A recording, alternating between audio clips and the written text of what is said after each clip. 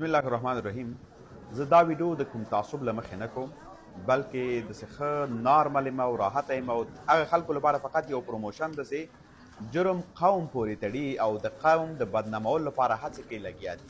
هر قوم کې ښه او بد خلک شته، خو ټول قوم ورباندې باید څوک بد یاد نه کړي. لومړۍ قضیه ته د نن ورځې دوه خبرونه در سره شریکوم. تاسو په یوازې د ټیک ټاک کې اخته هستید، موږ ټولې رسنۍ تعقیبوو، خو که یو ځل مو فیل که یک بار ما آغاز کردیم باز پشیمان میشین. در هر جایی که باشین، در امریکا باشین، در اروپا باشین و در استرالیا باشین، باز فرق نمیکنه. ببینین این خبره، دا خبر تاسو وګورئ که دغه هلک سیده دغه سړی سیده د امان جلال زاده نومیږي، سویډن کې اوسیږي او د سویډن محکمې د مجرم ثابت که د شاوخوا 14 کاله وړاندې په یوې نجلۍ باندې جنسي تیری کړی او چې 14 کاله دغه قضیه مخې ته بیوړل سوه او دا د نن د مجرم ثابت سه، خو مګر هېڅوک یو پښتون رانغی د دې تصویرونه یې ونه لګول چې دا وګوره په وړې نجلۍ باندې جنسي تیری کړی و او اوس د ډي ان اې له لارې ثابت شول چې دا جرم سره دغه سړي کړی و، ځکه دغه 14 کاله دا بېخاره ګرځېده. دغه قضیه تقریبا 2020 کې محکمې ته وړاندې سوله، 2024 کې وړاندې سوې ده، اوس 2025 کې په دې وروستیو کې دغه اوس هغه سوله خلاصه سول. دا یوه مسله. بله تر دې مهمه مسله، تاسې به دغه د ویډیو را سره وګورئ.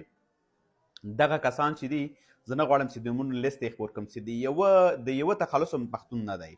دا ټول چې دا څوک پلنګي ده او څوک ده او څوک، زه نه غواړم چې بحث ورباندې وکړم.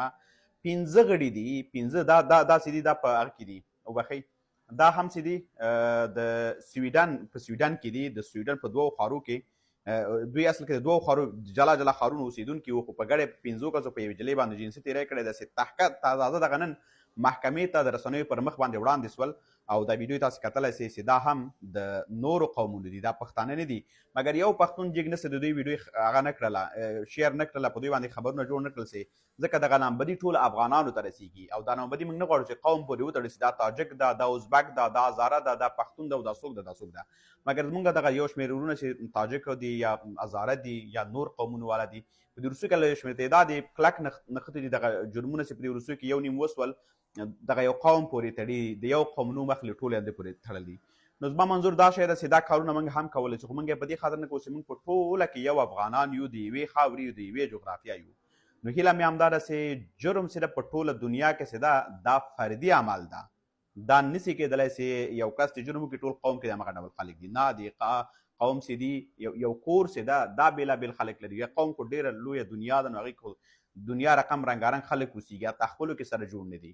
نو هیله مې همدا ده چې دا پروسه ودروئ. که ویې نه دروئ نو تاسې موږ مجبوروئ چې موږ هم رسنیز ملګري یو ځای سو او ستاسې ټولې هغه قضیه چې معمولي خبر هم کېږي باید موږ یې راوباسو.